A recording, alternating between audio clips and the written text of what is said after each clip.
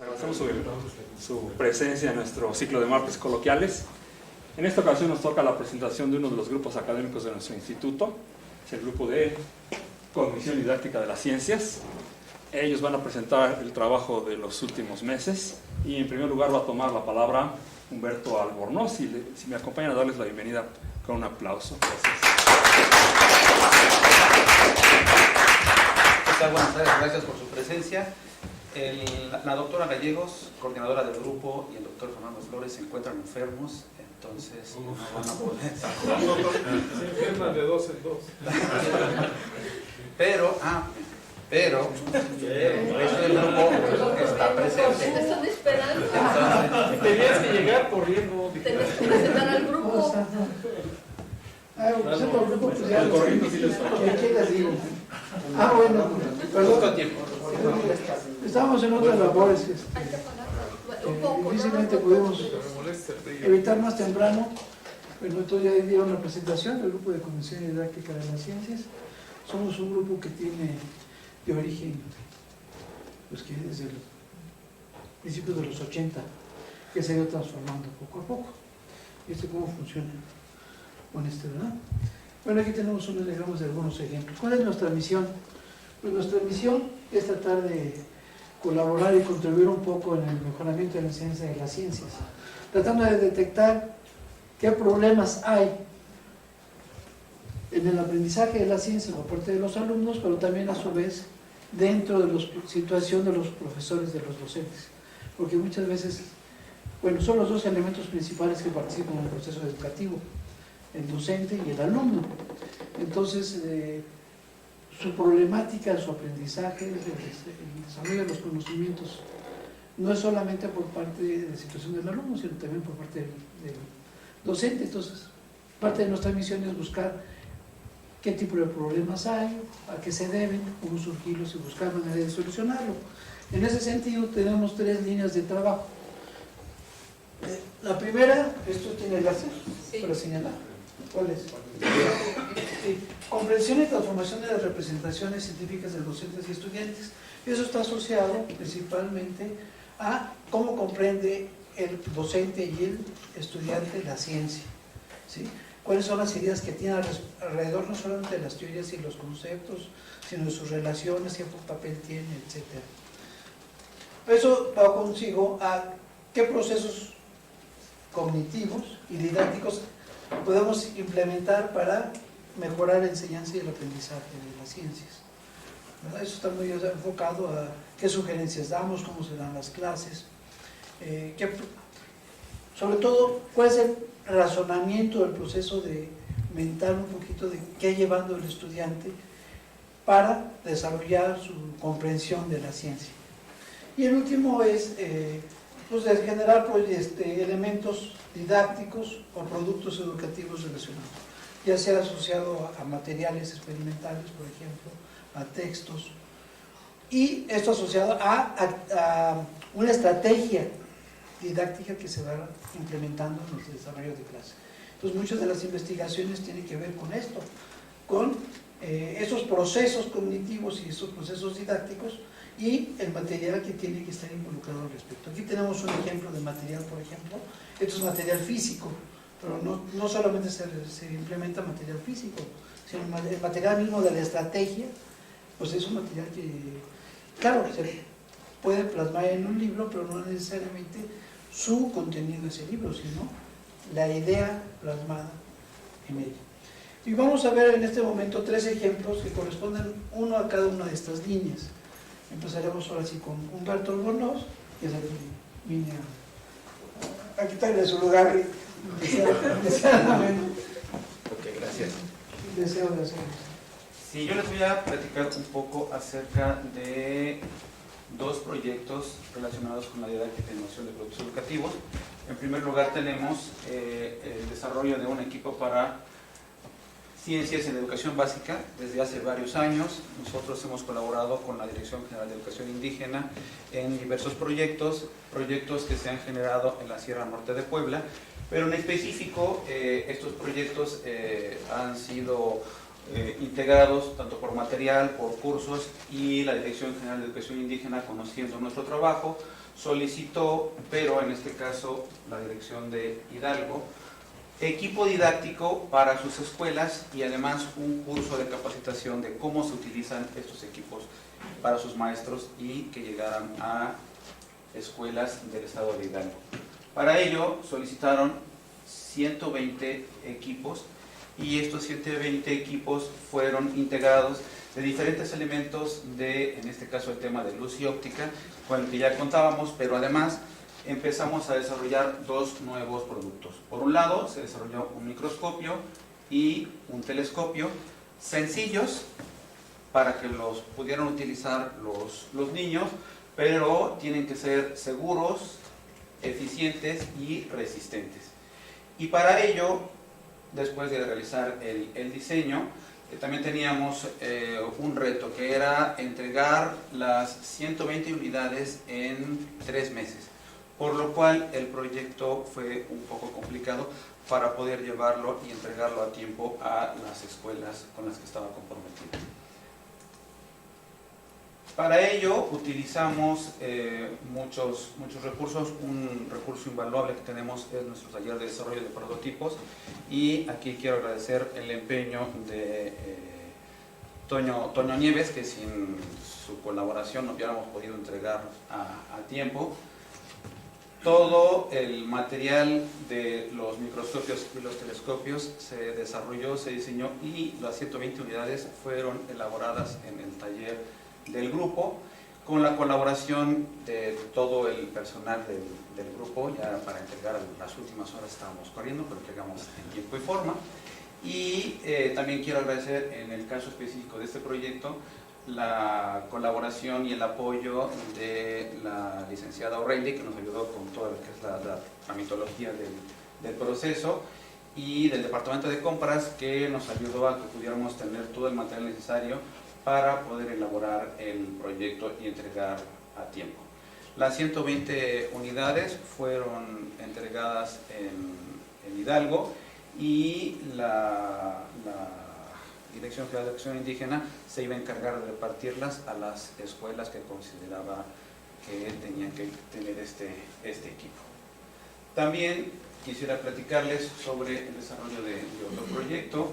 Este proyecto se generó por la necesidad de actualizar un dispositivo que ya habíamos generado hace algunos años, un generador de frecuencias, pero para actualizarlo y reintegrarlo a los bachilleratos de la UNAM. Este nuevo desarrollo ya está conteniendo Arduino, se diseñaron diferentes elementos para complementarlo, y funcionan tanto de manera horizontal como de manera vertical. Se presentó este proyecto en el Premio Nacional de Diseño México Diseña, y afortunadamente el proyecto obtuvo dos premios. Por un lado, un premio al mejor diseño conceptual.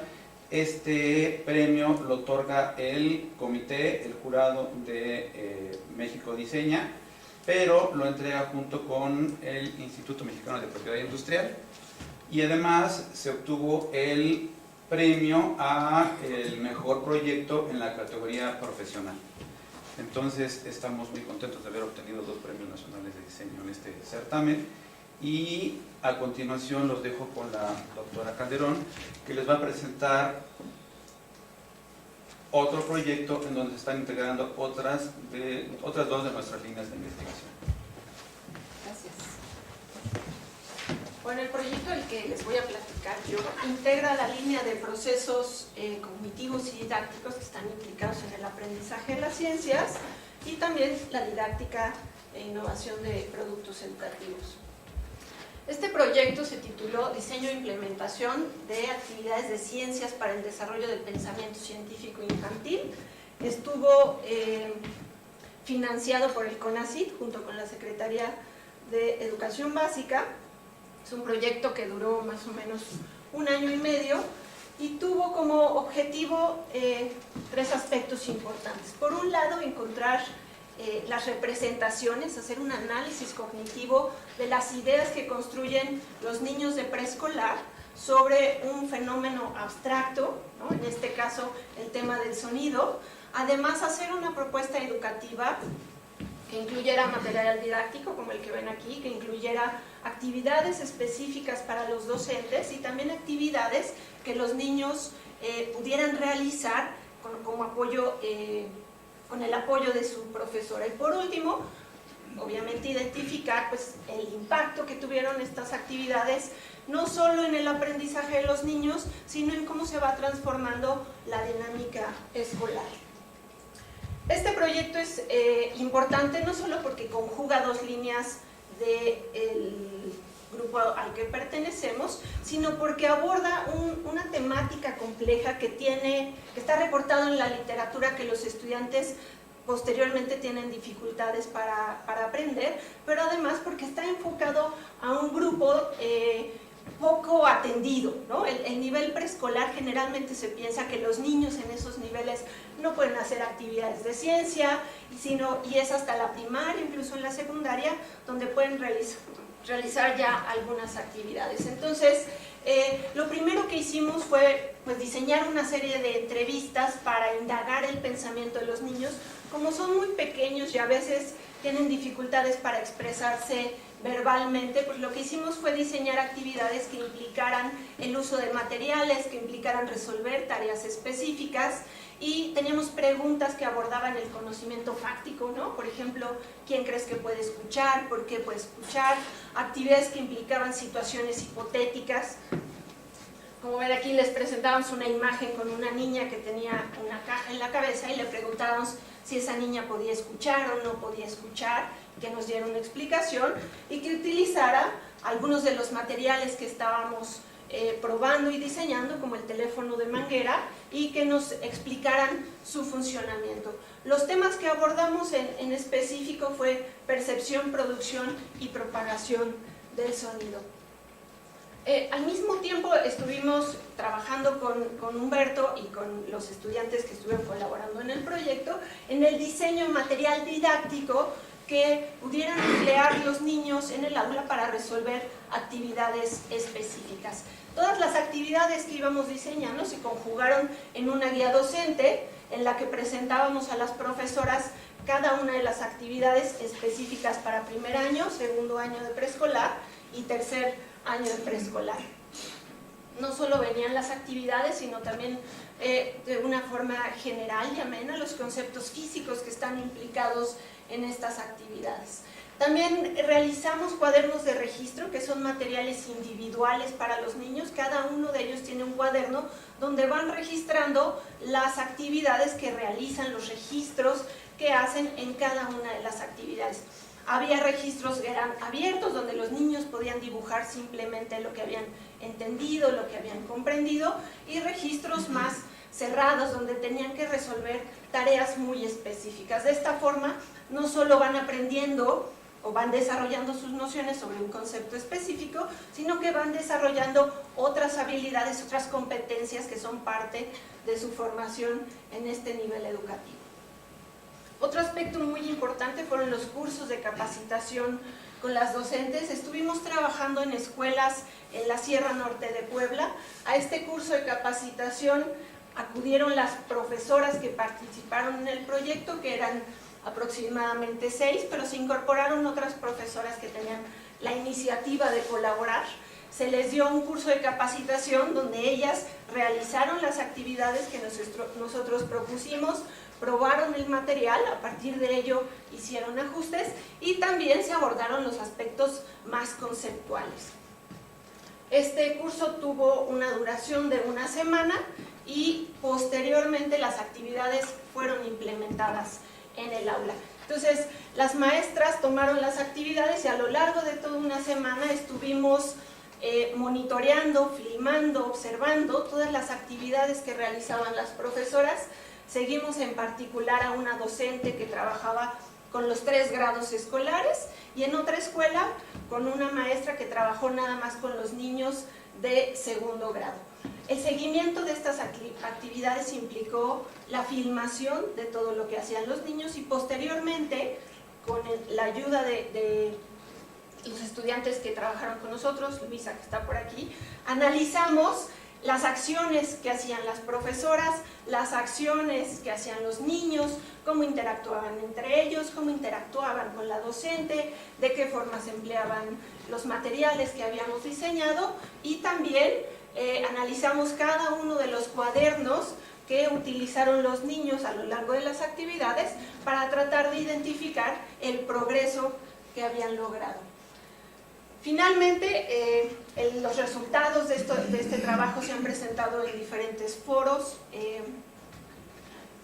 Parte de lo que pudimos identificar es que los niños tienen al menos 3 ideas básicas sobre lo que es el sonido. Están los que piensan o piensan en el sonido en términos de un objeto, es algo que es parte de los seres vivos o que es parte de los objetos, y solo mediante acciones lo puedo yo obtener. Y están los otros niños que empiezan a incorporar la idea de la fuerza, ¿no?, como una característica de este sonido, y es una fuerza que hace que el sonido pueda llegar lejos, o es la fuerza que hace que el sonido pueda atravesar, por ejemplo, cierto tipo de materiales. También identificamos que estas actividades fueron importantes para las docentes porque fueron una herramienta que les permitió llevar las ciencias al aula. Parte de la formación de los niños en este nivel educativo tiene que ver con comprender el mundo que tienen alrededor, pero las maestras tienen la dificultad de diseñar actividades. Entonces, estas actividades fueron una buena herramienta para ellas porque además se incluía el material que ellas podían utilizar, ¿no? Un punto que todavía falta desarrollar pues es la formación de los docentes, ¿no?, de forma que las maestras no tengan que depender únicamente de la estructura que les estamos presentando, sino que se apropien realmente de lo que significa enseñar actividades para este nivel educativo y que las puedan ellas desarrollar, que puedan incorporar otros temas, y que además esta visión de pensar en los niños como seres activos, como individuos que pueden hacer muchas cosas a temprana edad, puedan ir plasmando o puedan ir abordando muchas otras temáticas y llevándola a muchos otros temas. Entonces, falta seguir trabajando ese tipo de aspectos. Es a grandes rasgos este proyecto, y ahora la doctora García nos va a platicar de otro proyecto que también conjuga 2 de las líneas de trabajo de nuestro grupo. Buenas tardes.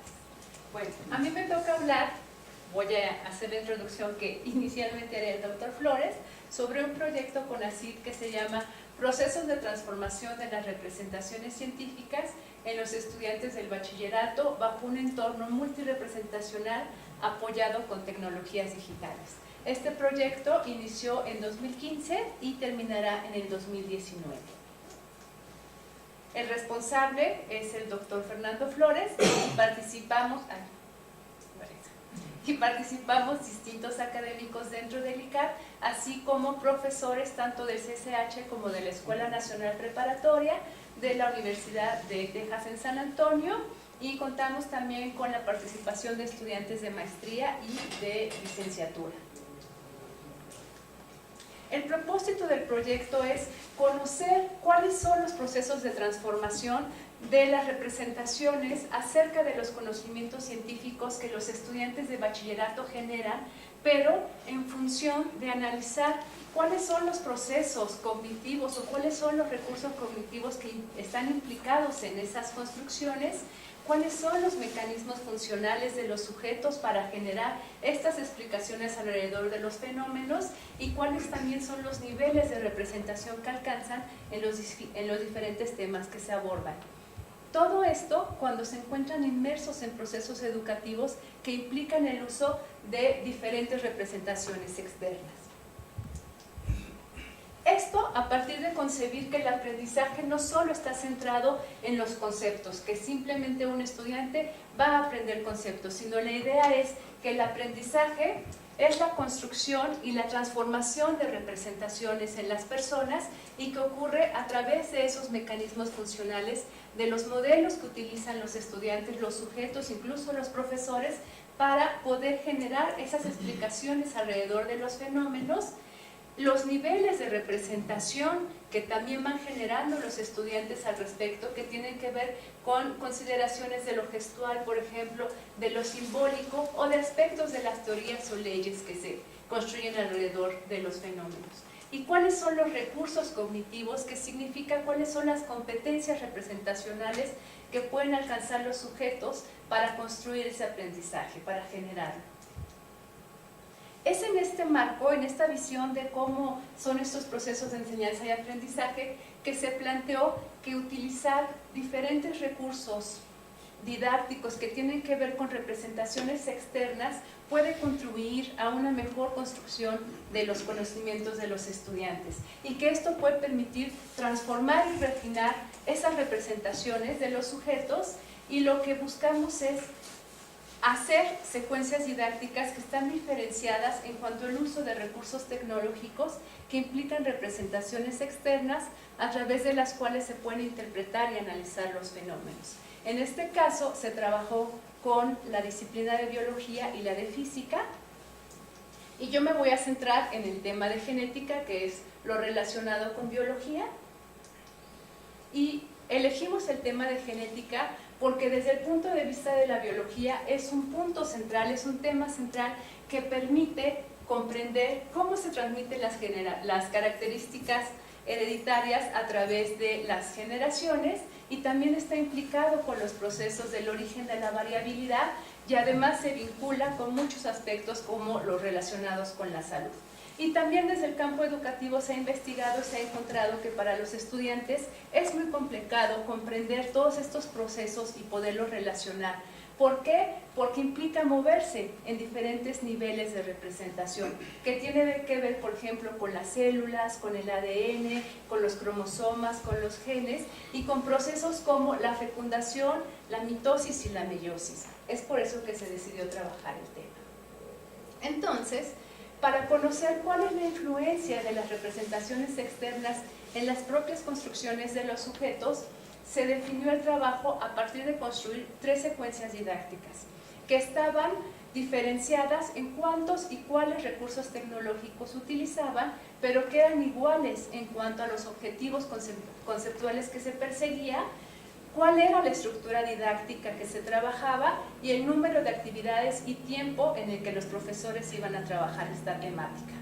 Además, se construyó y se validó un cuestionario que nos permitiera identificar realmente cuáles eran las representaciones que los estudiantes hacían, pero no solamente en la parte escrita, sino representaciones gráficas que pudieran hacer alrededor del tema de genética. Fueron los profesores titulares de las materias quienes trabajaron con sus alumnos. Cada profesor trabajó una secuencia en la materia de Biología 5. Además, se diseñó una rúbrica para cada una de las preguntas del cuestionario que nos permitiera identificar cuál era el nivel representacional que alcanzaban los estudiantes al contestarla. Y algunos de los datos que se han obtenido nos han permitido distintos análisis. Por ejemplo, entre estrategias para analizar cuál es el logro conceptual de los estudiantes cuando trabajan con estas estrategias, cuáles son los niveles de representación en su comprensión que alcanzan y cuáles son los modelos parciales posibles que generan del tema. En este caso, los resultados que les voy a presentar tienen que ver con la parte conceptual que se ha logrado y un poco las representaciones que logran construir los estudiantes, y para que identifiquen las diferencias en cuanto a los recursos que se utilizaban en las estrategias. El grupo 1 trabajó pues con lecturas, con presentaciones en PowerPoint, con cuestionarios, ejercicios, tablas comparativas, mapas conceptuales y algunos modelos en FOMI. A diferencia del grupo 2, donde aumenta el número de representaciones y el tipo de representaciones externas, como por ejemplo animaciones y búsquedas bibliográficas. Y en el caso de la estrategia 3, que fue trabajada por el grupo 3, además de las anteriores, utilizan animaciones, simulaciones, videos, actividades experimentales, cuestionarios interactivos y búsquedas en Internet. Los 3 grupos que participaron son estudiantes de entre 17 y 19 años de edad, del 6º año de bachillerato de la UNAM.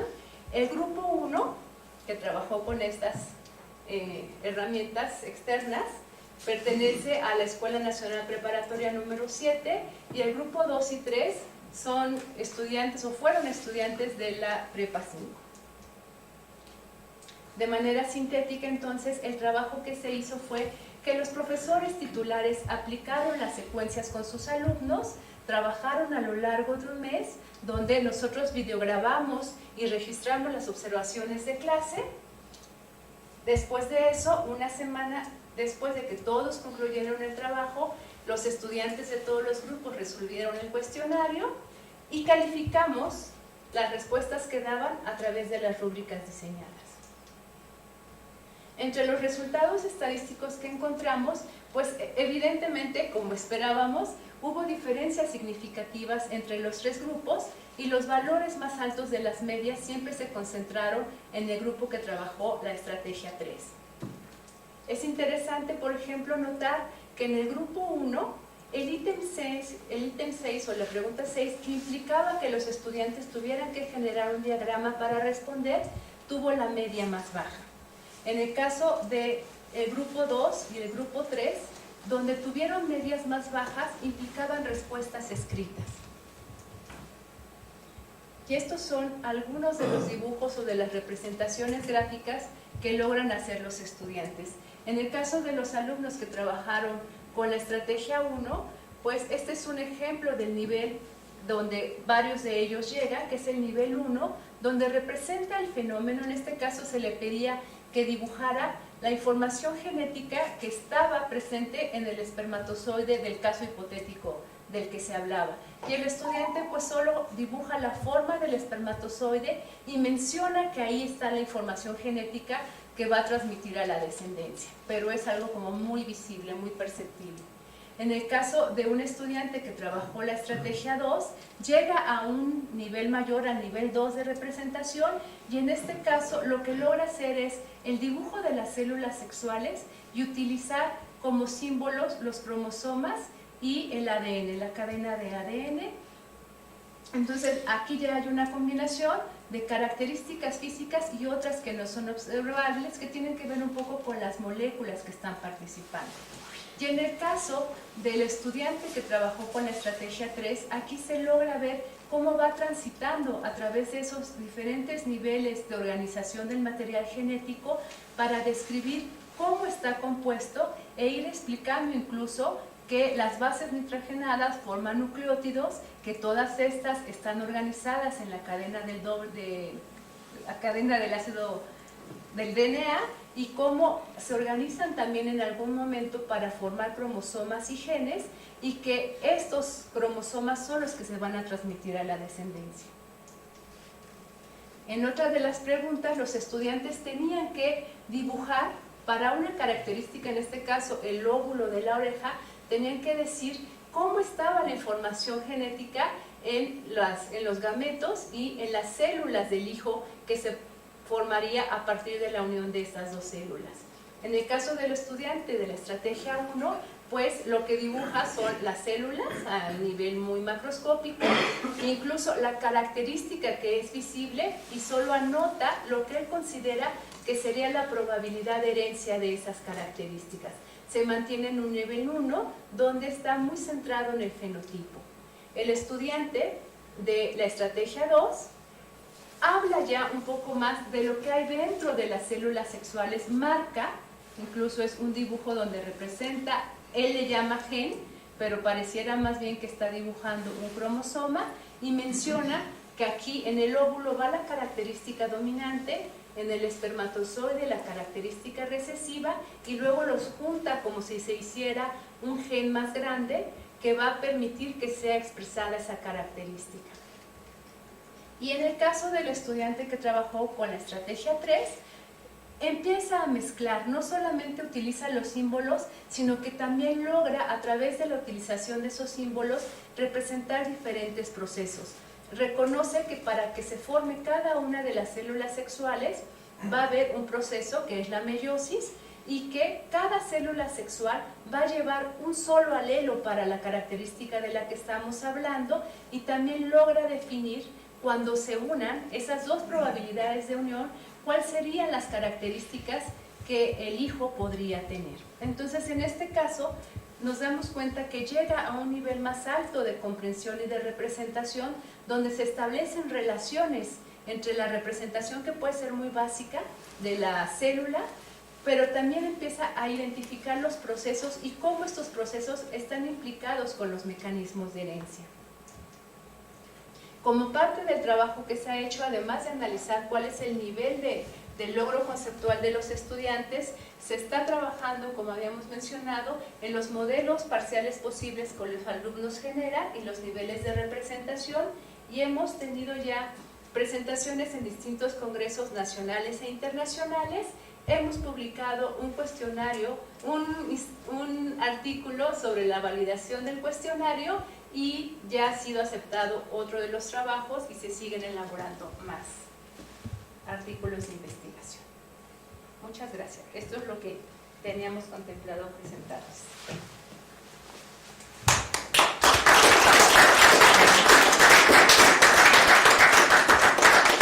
Muchas gracias. Tenemos tiempo para preguntas por parte de los asistentes. Rodolfo, por favor. Sí, en el caso de los dispositivos que han desarrollado, ¿cómo miden la aceptación que tienen estos por los profesores y por los estudiantes? Yo creo que eso es algo importante, ¿no? Que lo hagan suyo y luego lo quieran usar, más que lo vean como algo impuesto.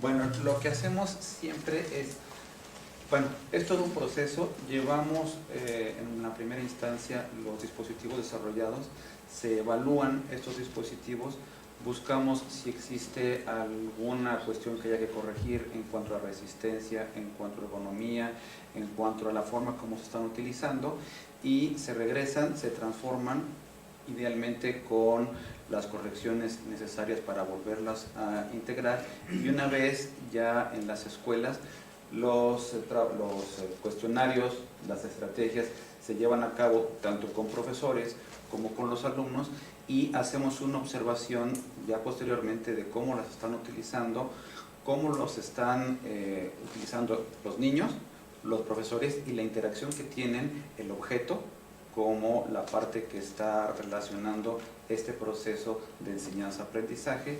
Y lo que hacemos básicamente es validarlo con los usuarios, en el sentido de que vamos a hacer visitas.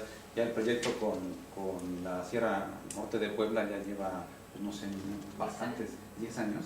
Ya llevamos 10 años colaborando, y bueno, una de las cosas que nos da la satisfacción es que si se ha renovado durante 10 años este proceso de trabajo con la Dirección General de Educación Indígena, es porque nuestros materiales están sirviendo.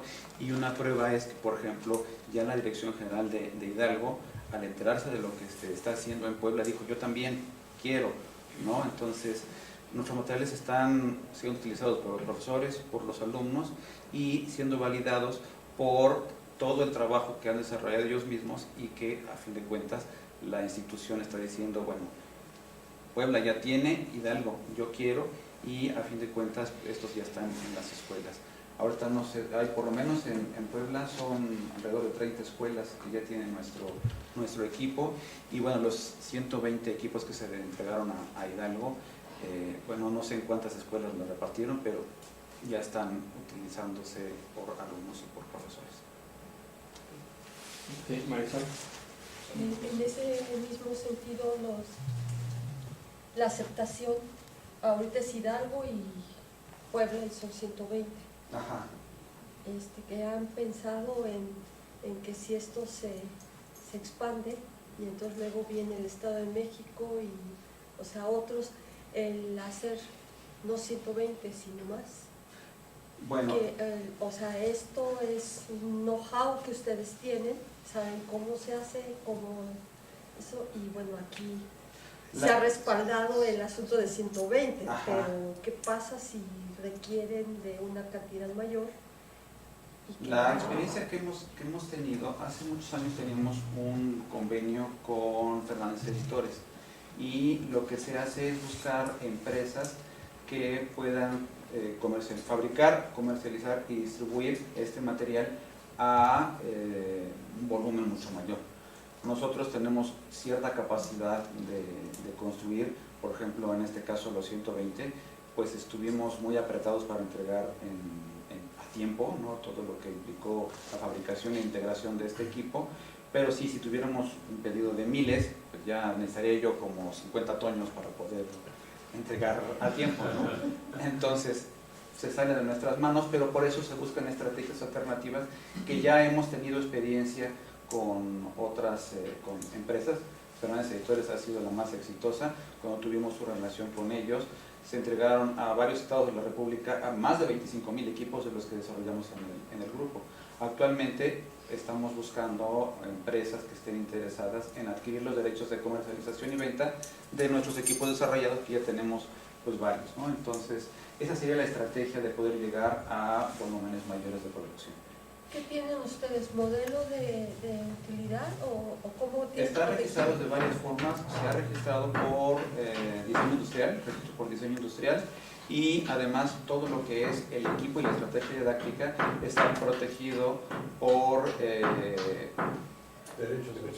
de autor. Sí. Gracias, Roberto. ¿No?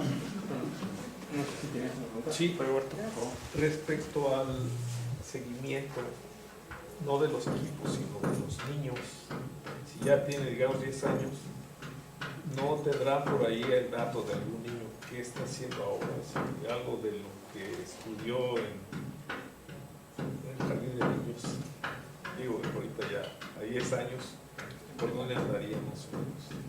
¿Por la prepa? De hecho, tenemos en secundaria, ¿no? La población con la que hemos trabajado no solo enfrenta el poco interés, digamos, sino la necesidad o el desafío de continuar y de mantenerse en la escuela. Entonces, el registro que hemos llevado de los estudiantes es a través de las conversaciones que tenemos con los profesores, y ellos, un logro que ven es que los niños al menos terminen la primaria, ¿no? Hace unas 2 meses, ¿no? Fuimos a platicar con ellos y nos decían de niños que la mayoría de ellos terminaron la primaria. En particular destacaron niñas que ingresaron a la secundaria, ¿no? Que es también un logro importante porque muchas de las niñas se casan al terminar la secundaria o ya no continúan sus estudios, y un niño en particular que Beatriz siguió cuando estuvo haciendo su tesis, que estaba muy interesado en el área de biología, pero sus papás lo sacaron de la escuela, ¿verdad? Tuvo que trabajar, venirse a la ciudad a trabajar. Pero en este caso también nos platicaba el profesor de 2 alumnas que llegaron al bachillerato ahí a Tetela, que es el municipio, y que una de ellas decía que sí quería seguir estudiando, a lo mejor geografía o biología, y otra de ellas que pensaba más en cuestiones de derecho.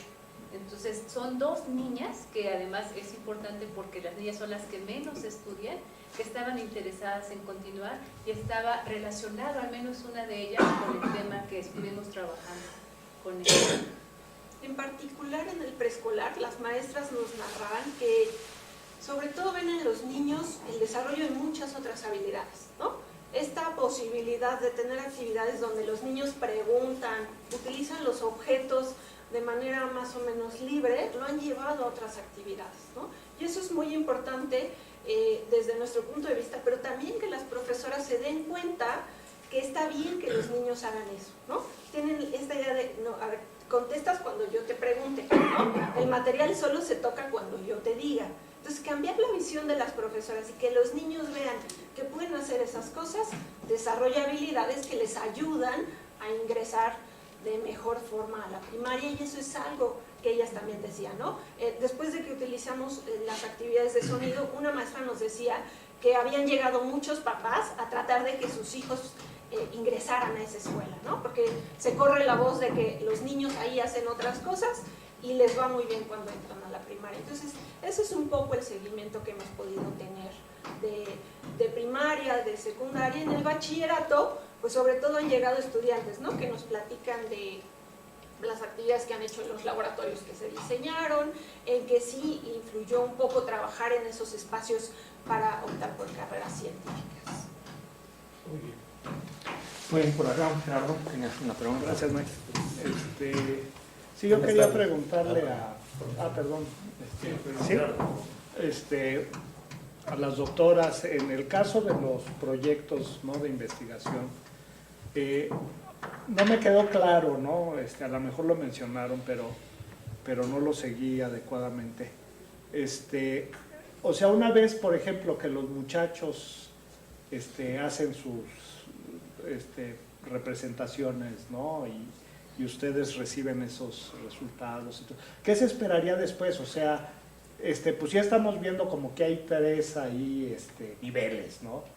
Entonces, pues como que el tercer nivel era el más acabado, ¿no? El más profundo, el que había entendido mejor las cosas y las sabía representar bastante bien, ¿no? Pero ¿qué sigue de eso? O sea, de decir, bueno, pues ya demostramos esta hipótesis y en efecto este modelo pedagógico funciona bien y puede aportar en esta dirección.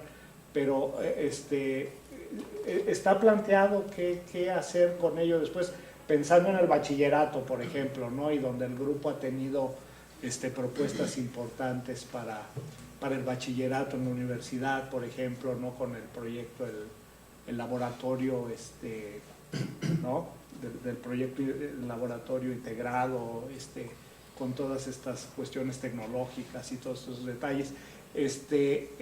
¿Cómo lo plantean? ¿Cómo lo tratarían, digamos, de implantar, si es la palabra, ¿no?, en un momento dado? Sí, justamente también uno de los productos del proyecto es la elaboración de un libro que sea de investigación, pero también un libro que sea para los profesores, donde se les den esas sugerencias, no solamente para el tema de genética o los temas de física que se trabajaron, sino para la implementación en las diferentes temáticas de representaciones que apoyen a los estudiantes. Y que no solo es que haya representaciones y que haya más representaciones, sino que se construya una trayectoria en el uso de esas representaciones. Entonces, los hallazgos de analizar las diferencias en las estrategias tienen que ver justamente con esa organización y esa posibilidad que se les da a los estudiantes. Hay mucha investigación que dice, sí, mientras más actividades hagan los estudiantes pueden comprender mejor, pero la idea es que entiendan cuál es la organización y cómo se debe de estructurar el uso de esas representaciones con ellos. Yo creo que además este trabajo que nosotros hemos hecho no versa solo sobre el tipo de material que podemos diseñar y que se inserta en las aulas, ¿no? Sino esta comprensión que vamos logrando de cómo los estudiantes aprenden ciencia ha llevado a que abordemos diferentes temas y que luego, por ejemplo, la Dirección de Educación Indígena se haya apropiado, digamos, nos haya invitado a colaborar para utilizar este modelo en los libros que ellos distribuyen y que se distribuyeron a nivel nacional, ¿no?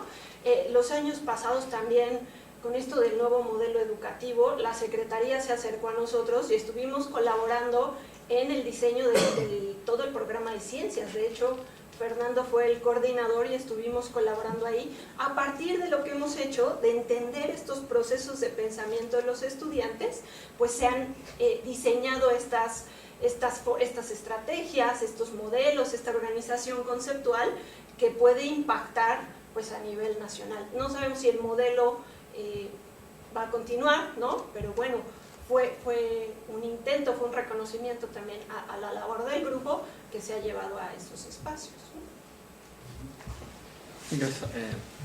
Sí, Raúl, buenas tardes. En el mismo sentido, en ese proyecto de las representaciones, pues a mí me llama mucho la atención. Mencionan que hay entiendo la presentación, que las representaciones de los alumnos, digamos, están estrechamente relacionadas con el conocimiento y se generan 3 grupos de trabajo y a los 3 se les dan distintas formas, digamos, de representaciones. El grupo 3 tenía diversas actividades y fue el que, visto así, pues fue el que tuvo mejores resultados aparentemente. No hay una fuente de error, es la pregunta. ¿Cómo se elimina la fuente del error posible? A veces en los grupos hay chicos pues, que son muy abusados Entonces, pudiera haber estado el chico más listo en el grupo 3 y estar teniendo ahí una fuente de error. ¿Cómo pueden eliminar eso? ¿Cómo hacen en los grupos homogéneos de tal manera? Y lo contrario se pudo haber dado. En el grupo 1 hay un muchacho muy listo y tiene muy buenas representaciones, aunque no haya tenido tantas, digamos, actividades o representaciones. ¿Hay alguna actividad previa para eliminar eso? En este caso, por ejemplo, cuando buscamos a los profesores que iban a trabajar con nosotros, son profesores que ya habían participado en otras partes del proyecto. Entonces conocíamos muy bien su práctica docente, sabemos que son profesores que dominan, porque también eso puede ser. A lo mejor no es la estrategia, es el profesor. Entonces son profesores que tienen una práctica docente semejante, son estudiantes que todos están en el área 2, que están interesados por carreras que tienen que ver con biología o con medicina, que ya están además en el último año, donde ya están muy comprometidos, y sabíamos por las otras temáticas que los profesores ya habían trabajado con ellos, que su nivel era más o menos semejante. Entonces, en ese caso, buscamos en lo más posible homogenizar las características de los tres grupos para que lo que pudiéramos medir, sí seguramente va a estar influido incluso si los papás tienen alguna carrera científica, si son biólogos, si son médicos, pues puede tener cierta preferencia o ciertas habilidades para comprender mejor. Pero en este caso buscamos homogenizar más las poblaciones. O sea, hay actividades previas para hacer esto. Sí, o sea, esto es como parte, trabajar este tema entró dentro de su programa normal. O sea, los profesores van a trabajar el tema de genética dentro del año escolar, pero lo que hicieron en este caso fue trabajarlo a través de las propuestas que nosotros les estábamos dando. Pero todo lo demás se consideró, o sea, son grupos homogéneos en el sentido de buscar que tengan las mismas características. Gerardo. Sí, me llamó la atención ahorita, creo que Elena decía que habían hecho un libro para lo de educación indígena. ¿Sí? ¿Y ese se reparte en todo el país? Sí. ¿Sí? La dirección, se hizo un libro donde, por un lado, la Dirección de Educación Indígena ponía recuperaron de diferentes pueblos originarios las ideas que tenían sobre los colores, las sombras, astronomía y seres vivos. Y en la otra parte del libro estaban las actividades que nosotros proponíamos.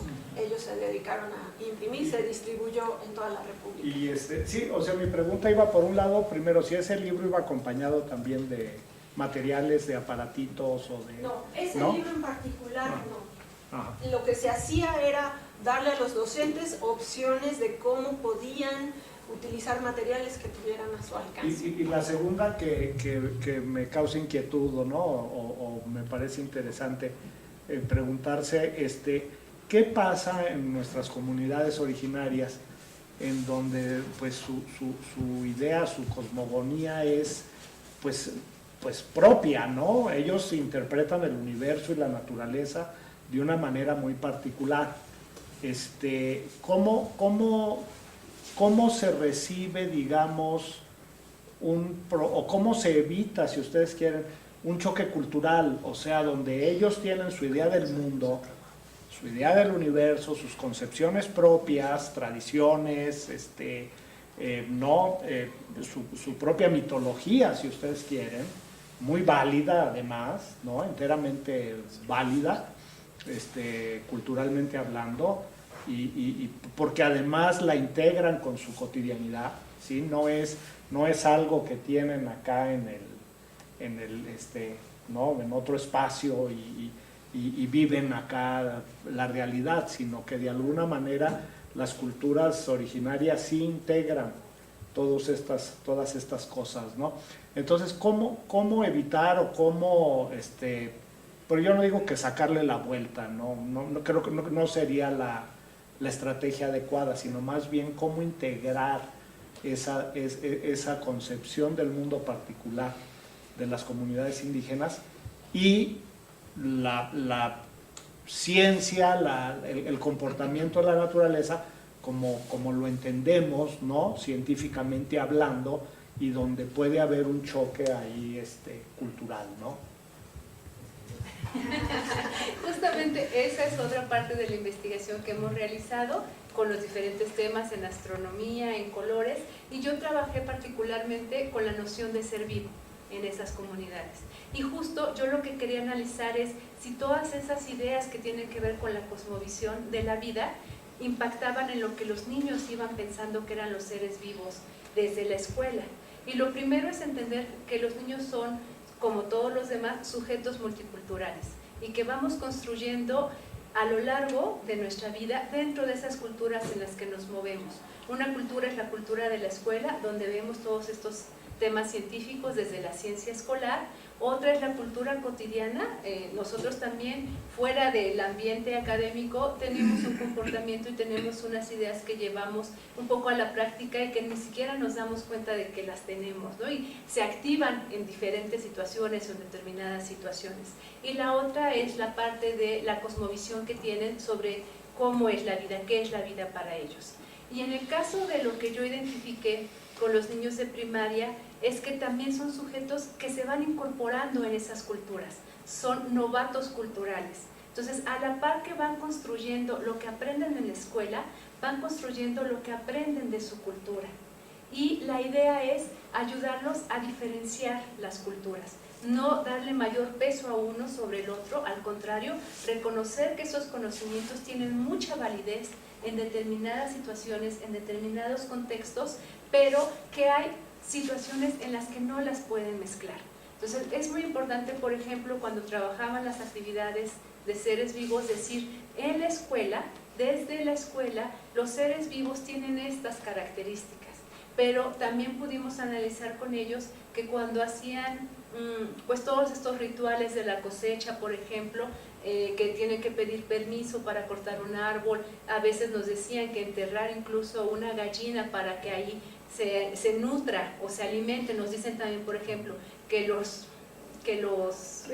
ríos y los cerros se alimentan y que eso le va a dar vida al resto de los organismos y que todo es vivo. Entonces, empezar a ayudar primero a los profesores a entender que es parte de la visión que tienen ellos mismos como parte de esa cultura y que no digan eso está mal, sino eso es parte de nuestra cosmovisión, de nuestras ideas originarias y que las vamos a utilizar en situaciones diferentes. Pero desde la escuela los seres vivos implican esto, porque lo que buscamos también es que los niños puedan ir transitando en lo posible a diferentes niveles escolares. Entonces es necesario que aprendan esos conocimientos de la escuela para que puedan llegar a la secundaria, a la preparatoria y, ¿por qué no?, a estudiar carreras universitarias, ¿no? Entonces eso también es parte del análisis que hacemos, ver en qué temas, porque no en todos los temas pareciera, por ejemplo en colores, también no se encontró que hubiera como un choque en las ideas que se presentan, y en el caso de los seres vivos, sí, por ejemplo, en el agua. Los niños tienen la idea muy arraigada de que no puedes jugar con el río, ¿no? O si te caes al río, se queda tu alma ahí. Y para nosotros en un principio pues no entendíamos, tuvimos después que analizar diferentes estudios antropológicos donde lo que reconocen es que pues toda la naturaleza tiene vida y que a través de eso la tierra recupera la fuerza que le da, la energía que le da a los otros entes. Entonces, para nosotros también es entender la visión de otras culturas, ¿no? Esos conocimientos, cómo se construyen y a partir de qué marcos de referencia se están construyendo. Muy bien, ¿alguna otra pregunta? Solo una aportación, un comentario al respecto de los libros. Se hizo una edición, la primera edición fue de 50,000 ejemplares del libro. Y yo no sé si ya se reeditó, pero estamos hablando de ese orden de magnitud, Gerardo. O sea, por eso es que nosotros consideramos, y lo hemos dicho públicamente, que es parte de las aportaciones del ICAT, ¿no? Este tipo de estudios, digamos, atendiendo a la población indígena, ¿no?, de nuestros pueblos originarios. Yo creo que ese es un gran mérito y lo reconocemos plenamente. Sí, estaban dirigidos a la población indígena inmigrante. Muy bien. ¿Alguien Sí, más? gratis. Era material que Sí, se distribuyó, nada más, pero mi pregunta estaba un poquito también relacionada porque sí ve uno con preocupación, por ejemplo, cómo en los pueblos, en las culturas originarias, se empieza a dar mucho la renuncia por parte de la población indígena a su cultura, a su lengua, a su propia cosmovisión, ¿no? Porque se les ha insistido, dicho, sembrado la idea de que están equivocados, de que eso no sirve, de que con eso no van a salir adelante. Y entonces los niños o los propios papás les dicen a los niños, por ejemplo, que ya no hablen su lengua o ya no les enseñan su lengua originaria porque eso para ellos, en lugar de representarles una ventaja en un país donde hay una multiculturalidad enorme, ¿no? Y además de ser bilingüe, ¿no? Hablar español y hablar su propia lengua, al contrario, no, es que eso te va a atorar, te va a impedir salir adelante, progresar en un país que es multicultural. Entonces, como que es una negación de sí mismo, ¿no? O sea, me refiero al propio país y a nuestro propio sistema educativo y en nuestra propia dinámica cultural, ¿sí? Creo que por un lado tenemos una riqueza tremenda, pero por el otro lado la negamos y la marginamos y la hacemos a un lado, Por ¿no? eso el trabajo más fuerte ha sido con los docentes, justo para que vayan incorporando esta visión, ¿no? Que creo que sí llegamos y ellos era como, sí, la ciencia, ¿no?